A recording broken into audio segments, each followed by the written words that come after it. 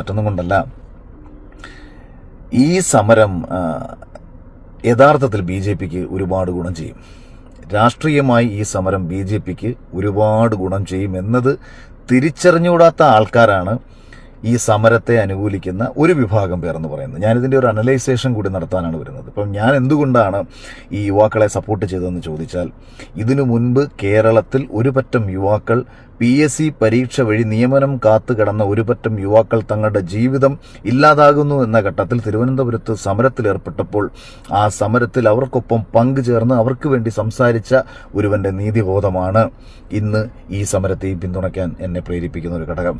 2, അമ്മമാർ, സഹോദരിമാർ, ആശമാർ, അവർ അവരുടെ നീതിക്ക് വേണ്ടിയിട്ട് തുച്ഛമായ ശമ്പളത്തിന് വേണ്ടിയിട്ട് തലമുണ്ടനം ചെയ്തും ആത്മാഹൂതി ചെയ്യാൻ ശ്രമിച്ചുകൊണ്ടും പ്രതിഷേധാത്മകമായി വലിയ രീതിയിൽ തിരുവനന്തപുരത്ത് അവർ സംഘടിച്ച് നിരവധി കാലം സമരം ചെയ്ത സമയത്ത് തിരിഞ്ഞു നോക്കാത്ത ആക്ടിവിസ്റ്റുകളും ഫെമിനിസ്റ്റുകളും ഇന്ന് CJPയെ പിന്തുണയ്ക്കാൻ പോയേക്കുന്നത് യാതൊരു വിധത്തിലുള്ള ആത്മാർത്ഥതയും കൊണ്ടല്ല, മറിച്ച് സോഷ്യൽ മീഡിയ വഴി അവർക്ക് ലഭിക്കുന്ന പിന്തുണയ്ക്ക് വേണ്ടി മാത്രമാണ്. അവർ എന്തൊക്കെയോ സംഭവമാണെന്ന് വരുത്തി തീർക്കുക മാത്രമാണ് ഇവരുടെയൊക്കെ അടിസ്ഥാനപരമായ ലക്ഷ്യം. പക്ഷെ ഞാൻ വ്യക്തിപരമായി പറയുന്നു, ഈ കേരളത്തിലെ വിവിധ സമരങ്ങളിൽ കേരളത്തിൽ നീതി നിഷേധിക്കപ്പെട്ടിട്ടുള്ളപ്പോൾ, സാധാരണക്കാരനെ അടിച്ചമർത്താൻ മറ്റുള്ളവർ ശ്രമിച്ചപ്പോൾ നേരിട്ടിടപെട്ടതിൻ്റെ പോലീസ് കേസുകളായിക്കോട്ടെ, സോഷ്യൽ മീഡിയ വഴി ഇടപെട്ടതായിക്കോട്ടെ, മറ്റു രീതിയിൽ ഇടപെട്ടതായിക്കോട്ടെ, ഈ ഇടപെടലുകളെല്ലാം ചേർന്ന ഒരുവന്റെ ആഗ്രഹമായിരുന്നു നിയമസഭയിൽ ഇവ മനുഷ്യർക്ക് വേണ്ടി സംസാരിക്കണമെന്ന ചിന്ത. ആ ചിന്തയിൽ നിന്നുകൊണ്ട് മാത്രം ഒരു തെരഞ്ഞെടുപ്പിൽ മത്സരിക്കാൻ ആഗ്രഹിച്ചൊരുവനാണ്. അല്ലാതെ മറ്റൊരു നേട്ടവും എന്നെ സംബന്ധിച്ച് രാഷ്ട്രീയം കൊണ്ട് ഞാൻ ആഗ്രഹിക്കുന്നില്ല എന്നത് കൂടി മനസ്സിലാക്കണം. അതുകൊണ്ട് ഡൽഹിയിലെ യുവാക്കൾ ഈ നടത്തുന്ന സമരം എങ്ങനെയാണ് BJPക്ക് പ്രയോജനം ചെയ്യുന്നത് എന്ന് നിങ്ങളിൽ പലരും ചിന്തിക്കുന്നുണ്ടാവും.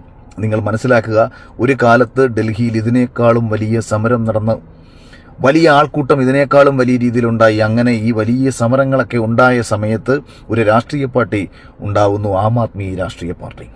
ഈ ആം ആദ്മി രാഷ്ട്രീയ പാർട്ടിയുടെ വരവ് BJPക്ക് കൂടുതൽ ഗുണം ചെയ്തു, കോൺഗ്രസിന് വലിയ രീതിയിൽ ക്ഷീണം ചെയ്തു. കാരണം രാജ്യത്ത് 2 തരം രാഷ്ട്രീയം മാത്രമാണ് ഇന്ന് ഇന്ത്യയിലുള്ളത്. ഒന്ന് മോദി അനുകൂല രാഷ്ട്രീയം, അല്ലെങ്കിൽ BJP അനുകൂല രാഷ്ട്രീയം.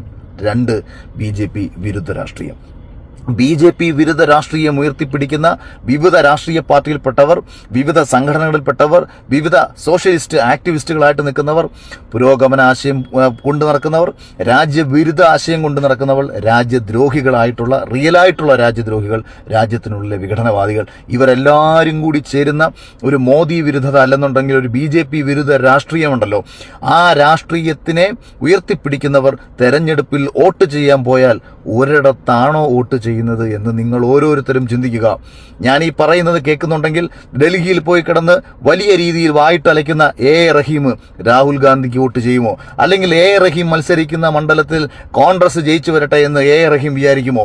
അല്ലെങ്കിൽ കോൺഗ്രസിന്റെ ഒരു പ്രതിനിധി തന്റെ മണ്ഡലത്തിൽ SPയോ BSPയോ മറ്റേതെങ്കിലും രാഷ്ട്രീയ പാർട്ടിയൊക്കെയോ ആണ് ജയസാധ്യതയെങ്കിൽ തന്റെ പാർട്ടിക്ക് വോട്ട് ചെയ്യാതെ അവൻ ഇവർക്കാർക്കെങ്കിലും വോട്ട് ചെയ്യുമോ? നിങ്ങൾ ഓരോരുത്തരും വോട്ട് ചെയ്യുന്നത് നിങ്ങളുടെ രാഷ്ട്രീയ പാർട്ടിക്കാണ്. എന്നാൽ BJP അനുകൂല രാഷ്ട്രീയം ഉയർത്തിപ്പിടിക്കുന്നവർ വോട്ട് ചെയ്യുന്നത് BJPക്കും NDAക്കും ആയിരിക്കുമെന്ന യാഥാർത്ഥ്യം നിങ്ങൾ തിരിച്ചറിയുക. നിങ്ങൾ ഓരോരുത്തരും പല സ്ഥലത്ത് വോട്ട് ചെയ്ത് സ്വയം തോൽക്കുമ്പോൾ BJPക്ക് വേണ്ടി മാത്രം വോട്ട് പിടിച്ച് നരേന്ദ്രമോദിയെ സ്നേഹിക്കുന്നവർ, BJPയെ സ്നേഹിക്കുന്നവർ, രാജ്യത്ത് NDA വരണമെന്ന് ആഗ്രഹിക്കുന്ന ഒരു വലിയ വിഭാഗം ജനത BJPക്ക് അനുകൂലമായി ചിന്തിക്കും. അതുകൊണ്ട് തന്നെ ഈ ഒരു സമരം ഒരിക്കലും രാഷ്ട്രീയമായി BJPക്ക് ഒരു ചെറിയ ക്ഷീണം പോലും ഉണ്ടാക്കില്ല എന്ന യാഥാർത്ഥ്യം കൂടിയിട്ട് ഈ കിടന്ന് ബഹളം വയ്ക്കുന്ന വിഡ്ഢികൾ തിരിച്ചറിയണം. ഇനി നീതിയാണ് നിങ്ങളുടെ ലക്ഷ്യമെങ്കിൽ, വിദ്യാർത്ഥികളുടെ ഭാവിയാണ് നിങ്ങളുടെ ലക്ഷ്യമെങ്കിൽ ചർച്ച നടത്തണം. അതിനുവേണ്ടി ആരെങ്കിലും മുന്നിട്ടിറങ്ങണം. അല്ലാതെ ഡൽഹിയിൽ പോയി പാവപ്പിടിച്ച ഒരു മാസം തുച്ഛമായ ശമ്പളം കൊണ്ട് ജീവിക്കുന്ന കുറെ പോലീസുകാരുടെ കയ്യോ കാലോ തല്ലി അടിച്ചതുകൊണ്ടോ, ഈ രാജ്യത്തിന്റെ പൊതുമുതൽ നശിപ്പിച്ചതുകൊണ്ടോ, ഇതിന്റെ ഇടയിലൂടെ നുഴഞ്ഞു കയറി കൂട്ടത്തിലുള്ള ഒരുത്തനെ കൊന്നിട്ടായാലും വേണ്ടിയില്ല ഈ രാജ്യത്തൊരു കലാപം സൃഷ്ടിക്കാം എന്നതിനു വേണ്ടി കാത്തു കിടക്കുന്ന കുറെ രാജ്യദ്രോഹികൾക്ക് വളമാവുകയോ ചെയ്യുകയല്ല വേണ്ടത്. നിങ്ങൾ അർഹിക്കുന്ന നീതി ലഭിക്കാൻ വേണ്ടിയിട്ട് കൃത്യമായി ചർച്ച നടത്തി അതിന് പരിഹാരമുണ്ടാവുന്നത് വരെ നിങ്ങൾ ചർച്ച നടത്തി അതിന് പരിഹാരമുണ്ടാക്കിയെടുക്കാനാണ് നോക്കേണ്ടത്. അല്ലാതെ ഇതുമൂലം നിങ്ങൾക്ക് രാഷ്ട്രീയമായി BJPയെയും അല്ലെങ്കിൽ NDAയും ഒക്കെ ഇല്ലാതാക്കാമെന്നൊക്കെ നിങ്ങൾ വിചാരിച്ചാൽ രാജ്യത്ത് ഉപ്പുവെച്ച കലം പോലെ ഇല്ലാതായ ഒരു കമ്മ്യൂണിസ്റ്റ് പാർട്ടിയുടെ കമ്മ്യൂണിസ്റ്റ് ആശയത്തിന്റെ വിഡ്ഢികൾ പറയുന്നതും കേട്ട്, അല്ലെന്നുണ്ടെങ്കിൽ രാജ്യത്ത് കോൺഗ്രസിന്റെ ഇന്നത്തെ അവസ്ഥ അറിയാം. രാഹുൽ ഗാന്ധി എവിടെയായിരുന്നു എന്നതായിരുന്നു കഴിഞ്ഞ കുറെ നാളത്തെ ചർച്ച. ഒരിക്കലും ഈ രാജ്യത്ത് ഒരു പ്രശ്നമുണ്ടായ സമയത്തൊന്നും തന്നെ ഈ മനുഷ്യൻ ഈ നാട്ടിലുണ്ടായിട്ടില്ല. യാതൊരു പ്രതിബദ്ധതയോ യാതൊരു സാമൂഹിക ബോധമോ യാതൊരു വിഷനോ ഇല്ലാതെ കോമാളിയെ പോലെ നടക്കുന്ന ഒരു മനുഷ്യൻ മാത്രമാണ് രാഹുൽ ഗാന്ധി എന്ന തിരിച്ചറിവ് കോൺഗ്രസ്സുകാർക്കുണ്ടാവണം. കോൺഗ്രസിനെ നയിക്കാൻ ശേഷിയുള്ള ആരെയെങ്കിലും അവർ ഈ പണിയേൽപ്പിക്കണം. അല്ലെങ്കിൽ ഈ രാഷ്ട്രീയ പാർട്ടിയെ ഇന്ത്യയിൽ ഇവർ അയാൾ നശിപ്പിച്ചില്ലാതാക്കി കളയും.